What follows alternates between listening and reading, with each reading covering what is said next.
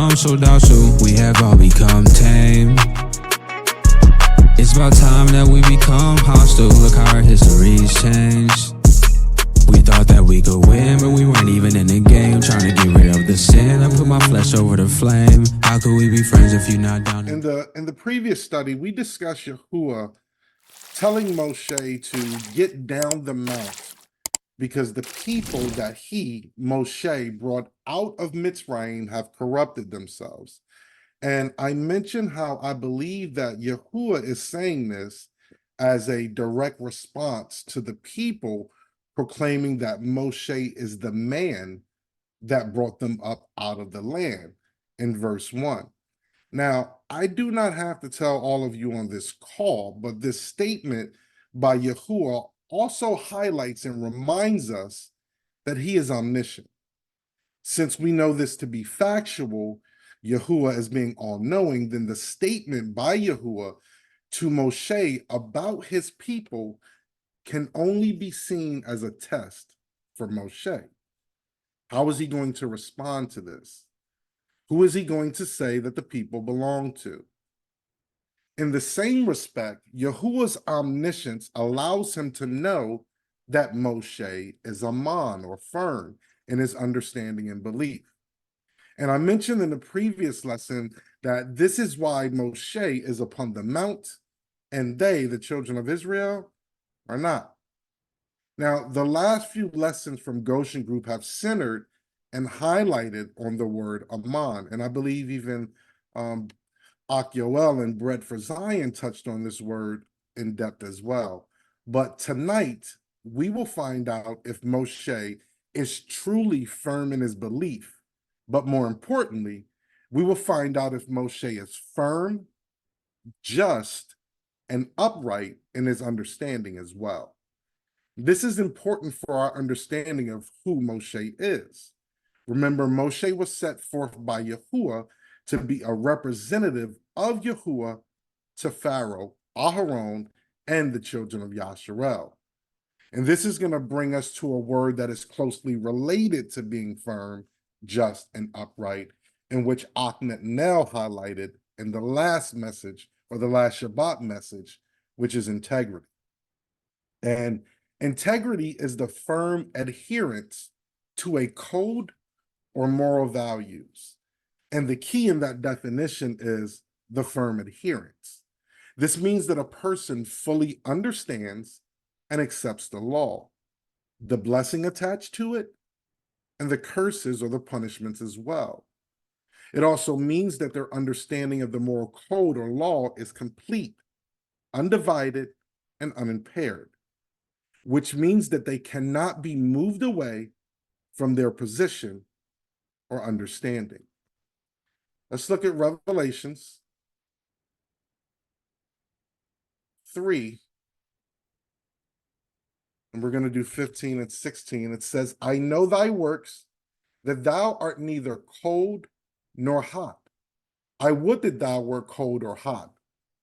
So then, because thou art lukewarm and neither cold nor hot, I will spew thee out of my mouth. Now, Yehukanan is writing here to the angel or messenger of Laodicea. Think about that. The messenger is the one that is lukewarm or lacks integrity. What does that tell us about the rest of the assembly of Laodicea? If you think about it in depth, integrity is a personal position. It assures the person who has integrity, but it benefits mostly those who are exposed to that person. The firmness or steadfastness of that person with it could lead many to an understanding of righteousness and how to maintain it. The person who lacks integrity, especially if placed in an influential position of authority, could lead many astray because they are lukewarm. Another way to think about being lukewarm is that they are pliable, bendable, and easily moved. This week, we're going to close out Exodus 32, and we're going to start with verse 20, but we're going to pick up verse 19, which we read last week, for context. And it says, "And it came to pass, as soon as he came nigh into the camp, that he saw the calf and the dancing, and Moshe's anger waxed hot. And he cast the table out of his hands, and brake them beneath the mount. And he took the calf which they had made, and burnt it in the fire, and ground it to powder, and strawed it upon the water, and made the children of Yasharel drink of it." Now, I guess it is the way that Abiyah made me, but Goshen Group elders will tell you that when I'm studying the Bible, I tend to check angles that most people don't normally check. And that's because I try and immerse myself completely in what I'm reading. I try and place myself there in the moment. And when I begin to study these verses, I discovered something that I hadn't known, and it actually enhanced my understanding. Now, Moshe, he takes the calf which they had made, and he burns it in the fire. And this is done more than likely to thin it out, so to speak, making it easier to work with. In modern times, this will be done to remove impurities from the gold. Since we are dealing with antiquity, this gold is more than likely really close to being pure, probably somewhere around 20 to 22 karat gold. Just so you know, 24 karat gold is pure gold. So 20 to 22 karat gold is somewhere around 83 to 92% gold and 8 to 17% other metals, which are normally added to harden the gold if you're planning on using it to form jewelry, or in this case, an idol. Now, pure gold is extremely pliable, if you remember that word. It can be manipulated or bent easily. And the word strawed in this text, it is zarah. And it means to toss about. And the action is to spread. And it probably would have made more sense in English if the translators would have used strewn here, but this is why we study. But Moshe, he crushes the gold to a powder or dust and tosses it in the water. Now, this whole thing of having Yasharel drink gold-infused water did not make a ton of sense to me. I could not understand why Moshe would make them do this. Was this to be a form of punishment? But the ingestion of gold is as ancient as this account we are reading about is. The Egyptian aristocracy ingested gold for mental, body, and spiritual purification in the form of an elixir they called liquid gold or gold water. They believed that gold in the body worked by stimulating the life force and by raising the level of vibration within the body on all levels, and that it could also be used to cure a multitude of diseases as well as restore youth and perfect health. Now, it is true that gold may have some medicinal healing properties to it, similar to what you would have with silver or colloidal silver, but ingesting it does nothing for the body at all. Gold cannot be absorbed into the bloodstream, which means that you ingest it and your body pretty much discards it. Now, gold by itself is non-toxic, but if you ingest gold that is not pure and still contains other metals, you would run the risk of placing toxins in your body due to the other metals. Now, a few months ago, while we were in Exodus 25, we talked about the free will offering that Yasharel was supposed to bring for the construction of the tabernacle and its accompanying vessels. Let's take a look real quick at Exodus 25, 2 through 8, and it says, speaking to the children of Yasharel, that they bring me an offering of every man that giveth it willingly with his heart, ye shall take my offering. And this is the offering which ye shall take of them: gold and silver and brass, blue, purple, and scarlet, and fine linen, and goat's hair, ram skin dyed red, badger skin, and shittim wood, all for the light, spices for the anointing oil, and for sweet incense, onyx stones and stones to be set in the ephod and in the breastplate, and let them make me a sanctuary that I may dwell among them. Now, all of these items were obtained by Yasharel from the Egyptians as they departed Mitzrayim at Yahuwah's urging. Most of you may remember this from Exodus 12, 35 and 36. And the children of Israel did according to the word of Moshe, and they borrowed of the Mitzri jewels of silver and jewels of gold and raiment. And Yahuwah gave the people favor in the sight of the Mitzri, so that they lent unto them such things as they required, and they spoiled the Mitzri. But this was actually first told to Moshe and ordained by Yahuwah at the burning bush in Exodus 3, verses 20 through 22. It says, and I will stretch out my hand and smite Mitzrayim with all my wonders, which I will do in the midst thereof. And after that, he will let you go. And I will give this people favor in the sight of the Mitzri, and it shall come to pass that when ye go, ye shall not go empty. But every woman shall borrow of her neighbor and of her that sojourneth in her house jewels of silver and jewels of gold and raiment, and ye shall put them upon your sons and upon your daughters, and ye shall spoil the Mitzri. Now, the thought was brought up around the free will offering when we studied Exodus 25 about Yasharel being able to give whatever they wanted. To which my answer to that was no, they could not just give anything they wanted. And the issue is in our mind and what we have been taught. It is the term free will that makes us think this way. Free will means a voluntary choice or decision. And that is where most people stop with their understanding.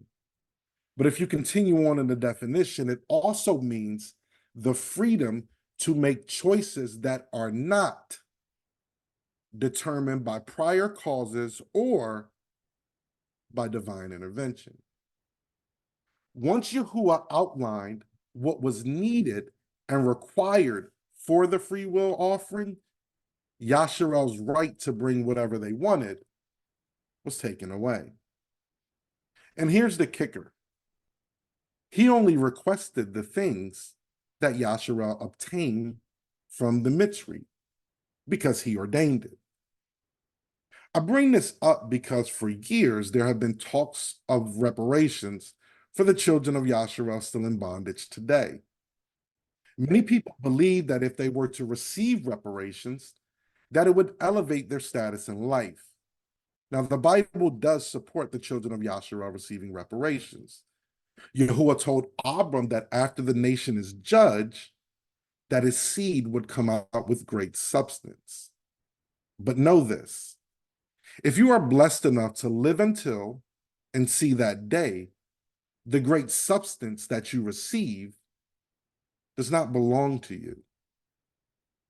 If you were to take that substance and, let's say, purchase a house or a car, then you will be repeating the same mistake that the children of Yasharel made with the molten calf. Taking what Yahuwah has ordained and set apart and creating your own Elohim with it. More importantly, you will be esteeming and holding in high value things that you've learned in that nation to esteem above Yahuwah. Thus, you place yourself under the same judgment that that nation received. Let's go back to Exodus 32.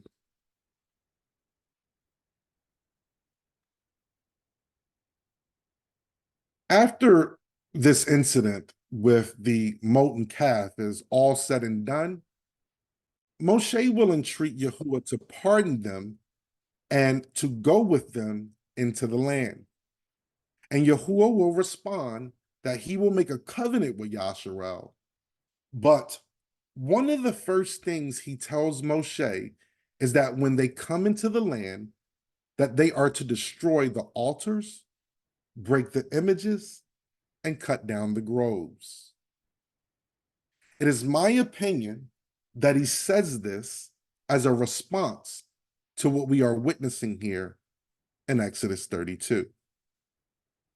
Yasharel's drinking of the water infused with the gold that was set apart and to be purposed for the tabernacle's construction and its vessels attaches to themselves the judgment experienced by Mitzrayim. And that judgment was death, primarily of the firstborn, but it also encompassed anyone who was not covered by the blood of the Lamb. Let's read verses 21 through 24. It says, And Moshe said unto Aharon, What did this people unto thee, that thou hast brought so great a sin upon them? And Aharon said, Let not the anger of my master wax hot. Thou knowest the people, that they are set on mischief. For they said unto me, Make us Elohim which shall go before us. For as for this Moshe, the man that brought us up out of the land of Mitzrayim, we wot not what is become of him. And I said unto them, Whosoever hath any gold, let them break it off. So they gave it to me. Then I cast it into the fire, and there came out this calf. Now, there are a couple of things to point out in the few verses here. Moshe asked Aharon, What did this people do unto him that he has brought so great a sin upon them? Remember in the introduction, I talked about integrity being a personal position. If you look at Moshe's question closely, you will realize that the question is posed to Aharon. What did they to you that you brought this upon them? And this takes me back to a question I was asked during the Q&A about authority and submission. And I mentioned in my response that Yahuwah has ordained a hierarchy for the assembly or the body. And when the assembly or the body is not functioning properly, Yahuwah first questions the head of the body, not the assembly or the body itself. In technical terms, this is troubleshooting 101. For a proper operation or integrity of a device, you need power and control or function. If power is present, then functionality and or the integrity of the device should be normal. No power means no functionality, and the troubleshooting starts there. In the garden incident, Yahuwah first went to Adam. Did you eat from the tree that I commanded you not to eat of?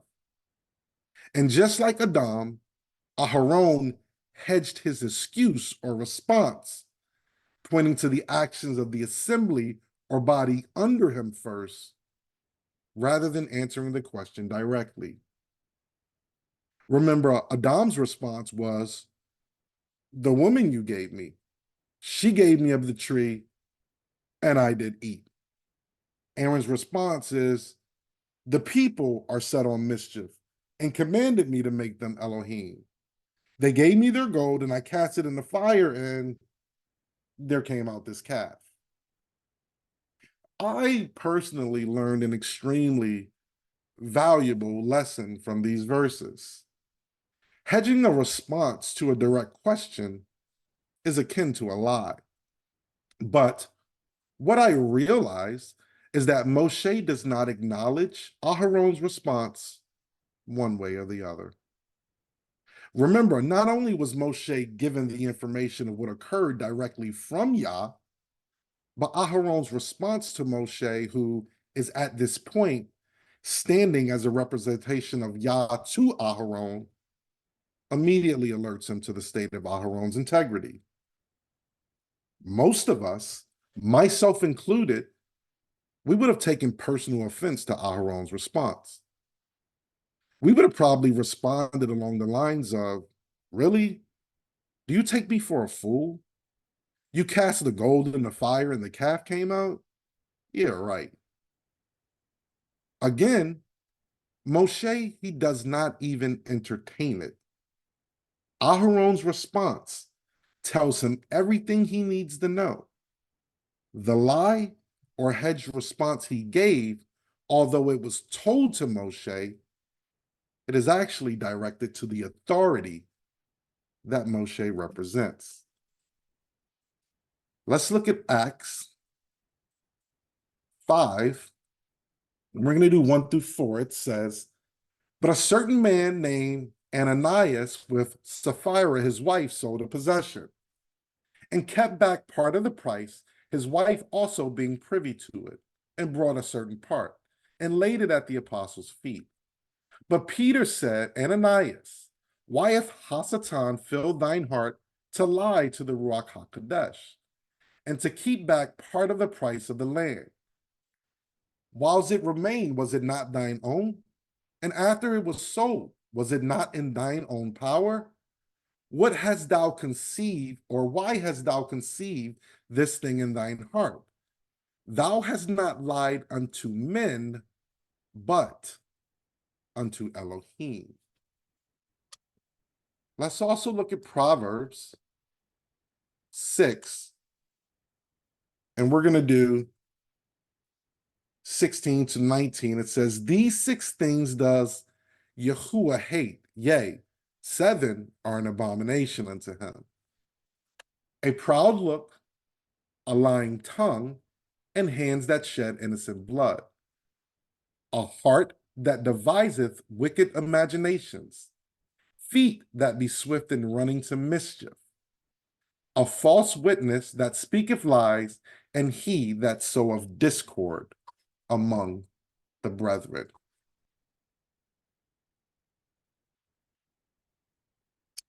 In verse 21, Moshe, he calls what Aharon has done a great sin.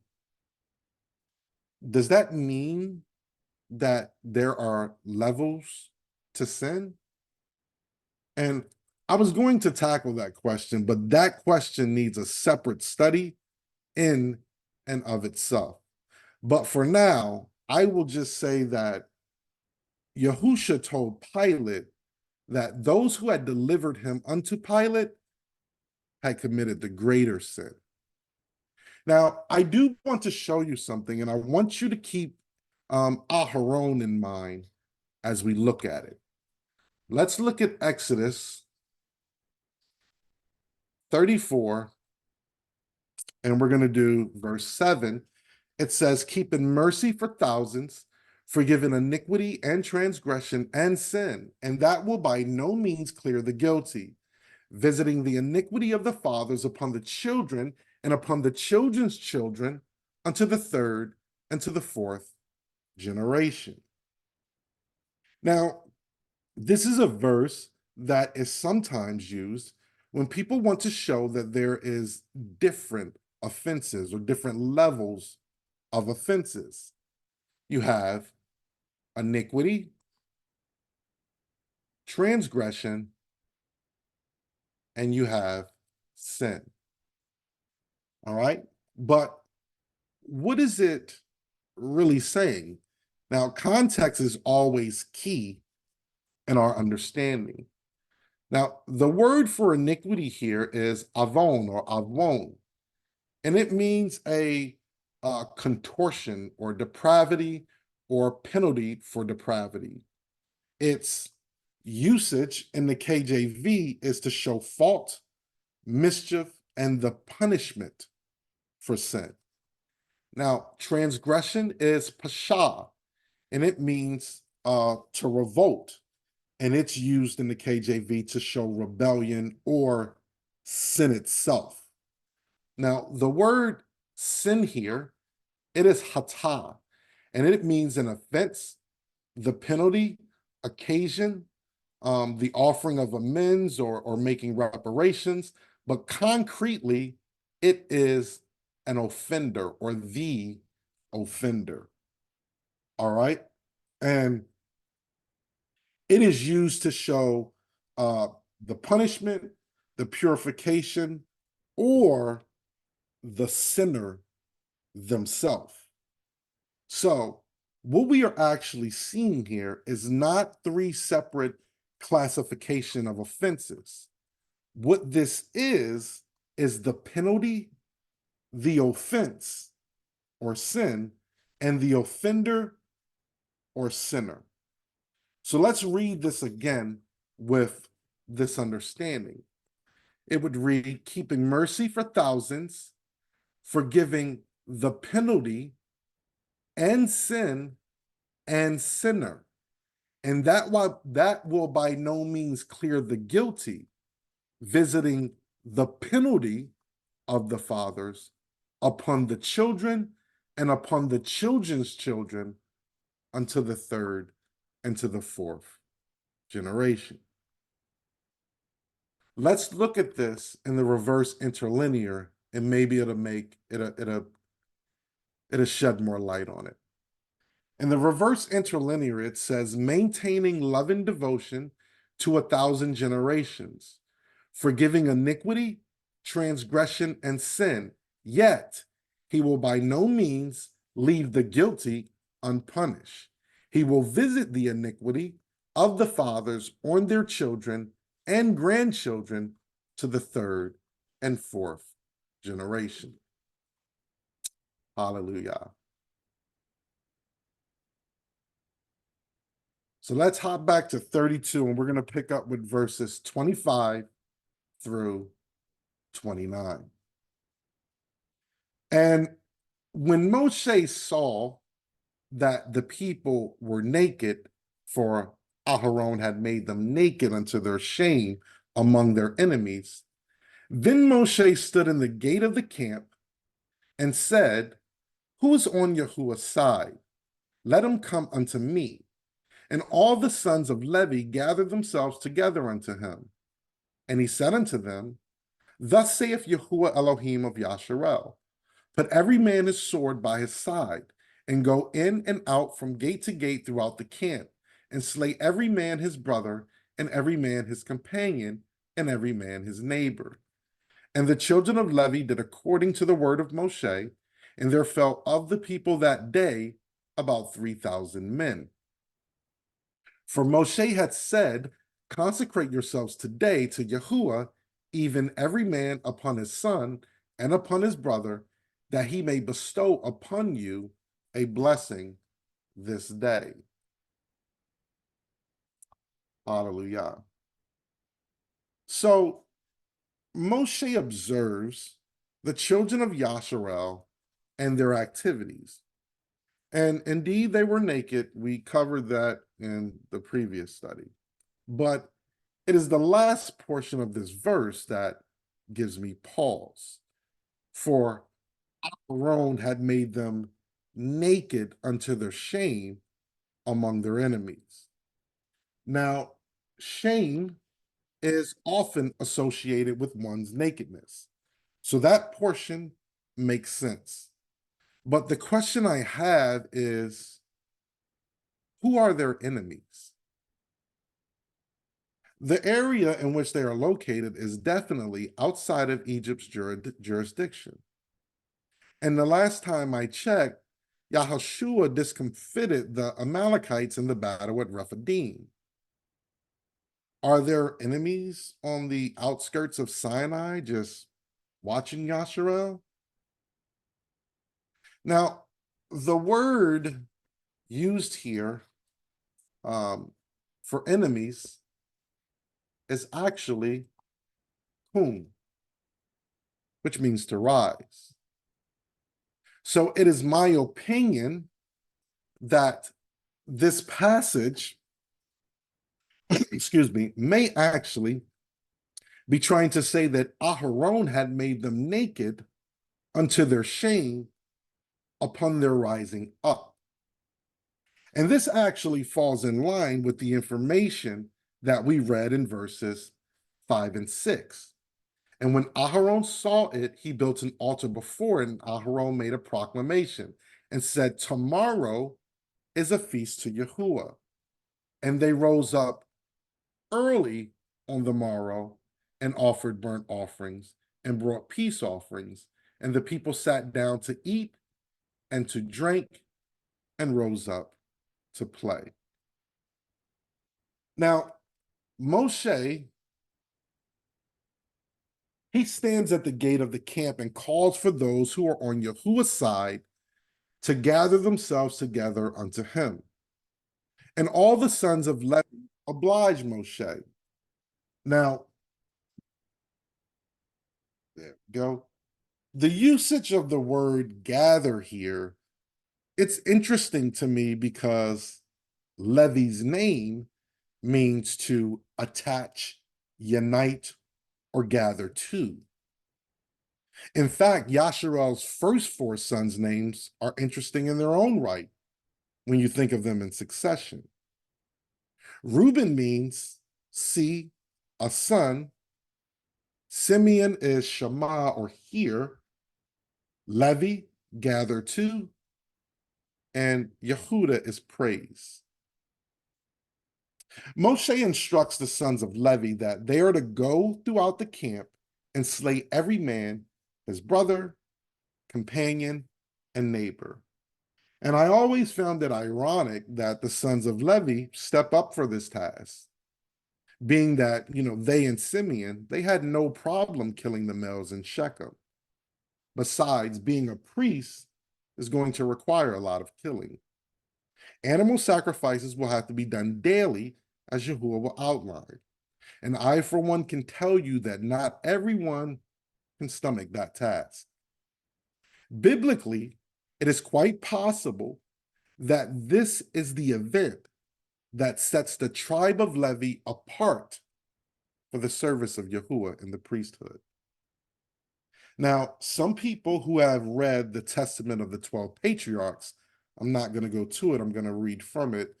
Specifically, the section concerning Levi will tell you that Levi had been previously informed of his proposed station prior to this event.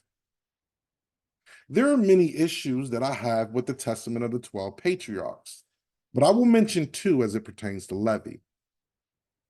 In chapter 4 of Levi's portion of the Testament of the 12 Patriarchs, verse 67, it says that the sons of Levi will lay hands upon the Messiah to crucify him. This means that the sons would have to have been either Romans or members of the Sanhedrin.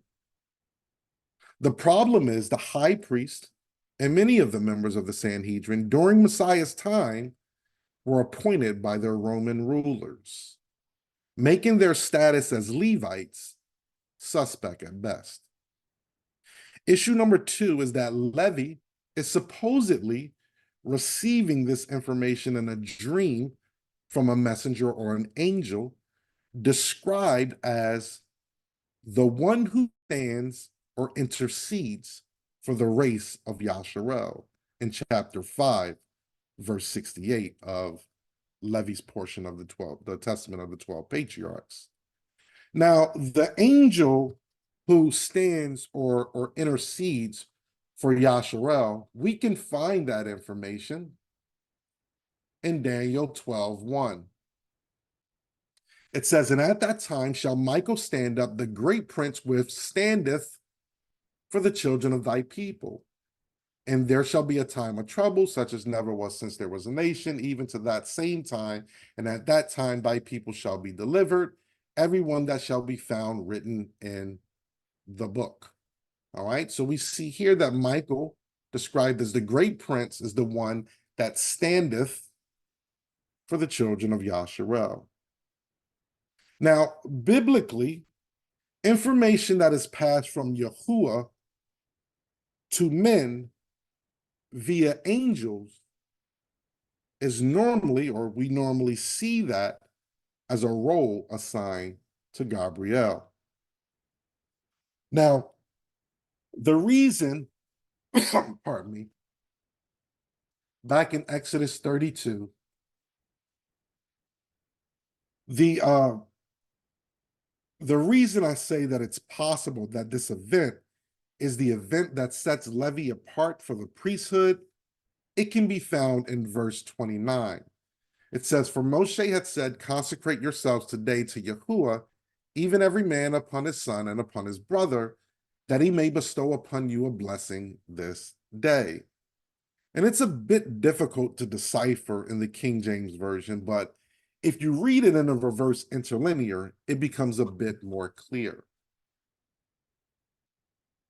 It says, afterward, Moshe said, "Today you have been ordained for service to Yahuwah, since each man went against his son and his brother, so Yahuwah has bestowed a blessing on you this day."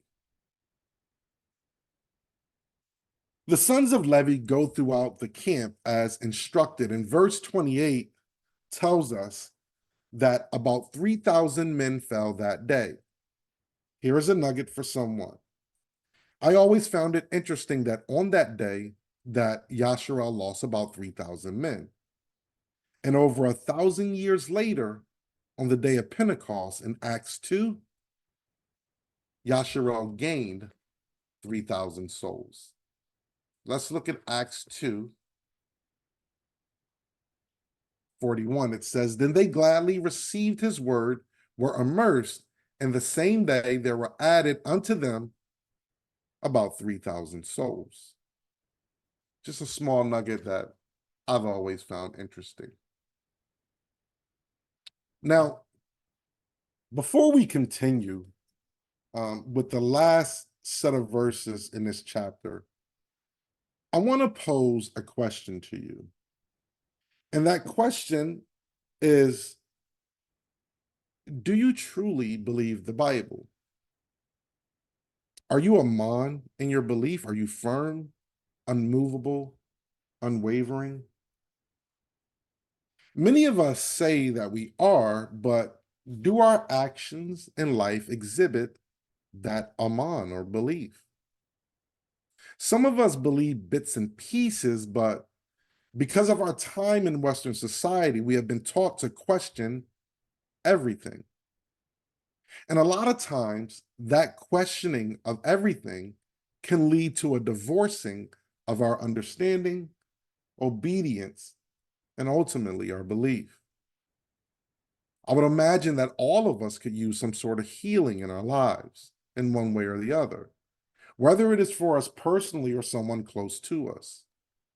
But are we utilizing the tools that Yahuwah has given us to gain access to that healing? Are we praying? Are we fasting? Are we honoring the Shabbat as we're supposed to? Are we honoring and treating the feast as a delight? These are the things that tend to fall by the wayside when we begin to let the questioning of everything rule our mind or our lives.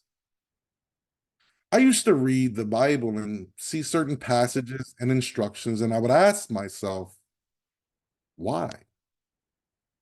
Until someone gave me wisdom and told me to stop asking why and look for the patterns of evidence in Yahuwah's word.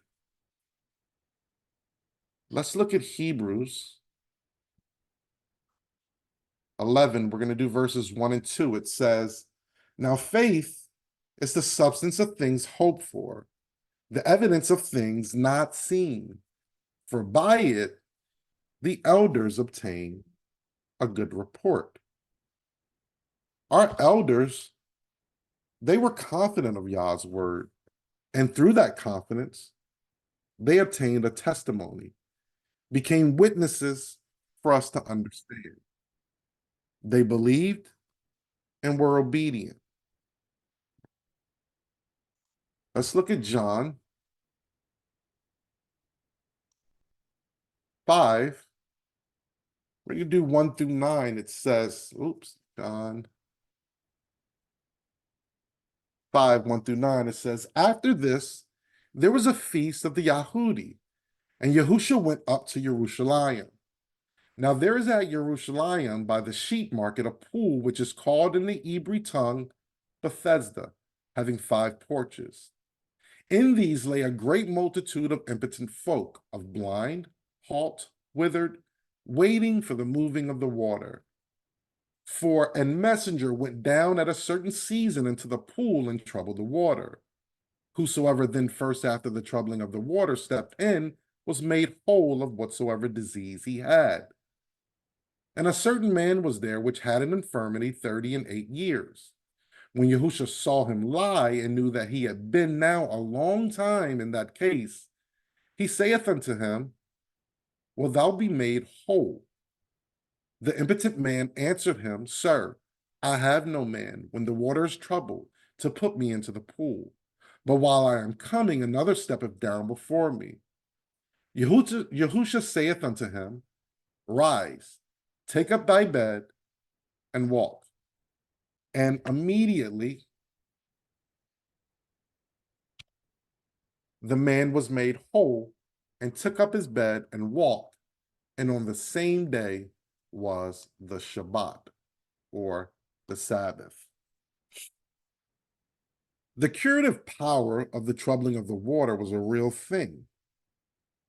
We can know this because Yehukanan tells us that whosoever first stepped in was made whole. Our ancestors understood and believed this, and we see that a certain man had been coming there faithfully for a long time. Possibly 38 years he came hoping to be healed. Today was his day. The troubling of the water occurred during a certain season and an appointed time. And we are told that this appointed time was the feast. And this feast was on a Sabbath. If we truly value the gift of life that Yah has given us, we must do all the things that Yah has instructed us to do. Doing reaffirms belief and is our evidence, our testimony, and gives us confidence of the thing we hope for, which is eternal life. Let's hop back to Exodus 32. And we are going to finish up reading verses 30 through 35. It says, and it came to pass on the morrow that Moshe said unto the people, Ye have sinned a great sin, and now I will go up unto Yahuwah, peradventure I shall make an atonement for your sin. And Moshe returned unto Yahuwah and said, Oh, this people have sinned a great sin, and have made them Elohim of gold. Yet now, if thou wilt forgive their sin, and if not, blot me, I pray thee, out of thy book which thou hast written. And Yahuwah said unto Moshe, Whosoever hath sinned against me, him will I blot out of my book. Therefore now go, lead the people unto the place of which I have spoken unto thee. Behold, my messenger or angel shall go before thee. Nevertheless, in the day when I will visit their sin upon them. And Yahuwah plagued the people because they made the calf which Aharon made. We talked about integrity in the beginning of the study, and I mentioned that integrity is a firm adherence to the law and the understanding of both the blessings and the curses attached to it.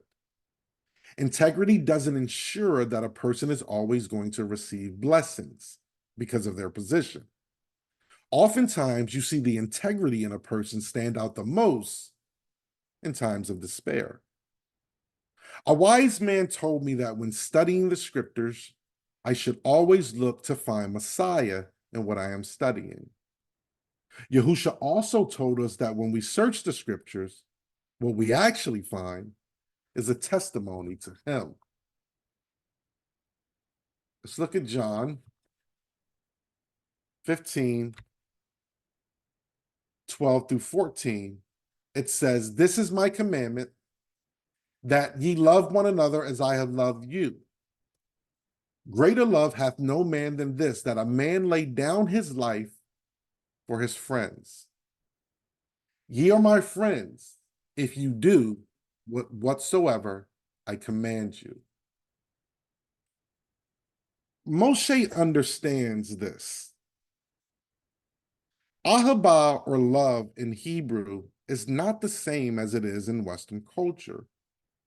The picture of love in Hebrew is the authority or the strong leader looking at the house or the assembly, the souls he is responsible for, and understanding his role as the strong leader. What he understands and what is revealed to him is that the very life he lives and the very breath he breathes is dependent upon his role in the preservation of that house. The Bible says that the wages of sin is death. So oftentimes, the strong leader must sacrifice himself to preserve not only the life of the house, but his life as well. Moshe is acting in the authority of Yahuwah. The slaying of the 3,000 souls can be seen as the consequence for the individual sins that were committed during this event. Because Moshe is serving in the image and of the representation of Yahuwah, Moshe has the authority to exact this punishment. But what he keeps repeating to the people is that they have committed a collective great sin. And a great sin requires a great sacrifice. Moshe is forthcoming immediately upon returning to Yahuwah by exclaiming that the people have committed a great sin. Moshe integrity shows in his willingness to be forthcoming without Yahuwah asking. He also shows his command for the law by his utterance of, "Peradventure, I shall make atonement for their sin." Moshe is willing to sacrifice his life in exchange for Yahuwah forgiving the people's sin by asking Yahuwah to blot him out of the book. What we find out is although Moshe is great, he's not great enough to cover this sin. In between those lines, we can know that there is one to come who is able to offer his life for the atonement of sins. Yahuwah informs Moshe that whoever has sinned against him, him will he blot out of his book, in the day that he will visit their sin upon them. And don't miss this part. Yahuwah, being all-knowing and omniscient, informs Moshe that his job is to lead the people unto, not into, the place of which he has spoken to him. The day and the place that Yahuwah will visit the sin upon the people, this can be understood as the day of judgment. Let's look at Revelations 20, 12 through 15. It says, "And I saw the dead, small and great, stand before Elohim. And the books were open, and another book was open, which is the book of life. And the dead were judged out of those things which were written in the books according to their works. And the sea gave up the dead which were in it, and death and hell delivered up the dead which were in them. And they were judged, every man according to their works. And death and hell were cast into the lake of fire. This is the second death. And whosoever was found not found written in the book of life was cast into the lake of fire." So now we know which book Moshe was referring to. Does anyone know what this book is that we're reading about here in these passages in Revelations? You don't have to answer. Everywhere you see book here, the actual word is biblion, a roll. It comes from the root word biblios, the inner bark of the papyrus plant, a writing or sheet, a scroll or sheet of writing, a record, or a list. This is actually the word from which we get Bible.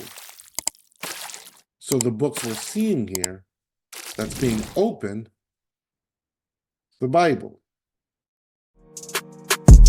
Over time we've become so docile, we have all become tame. It's about time that we become hostile, look how our history's changed. We thought that we could win, but we weren't even in the game. Trying to get rid of the sin, I put my flesh over the flame. How could we be friends if you're not down to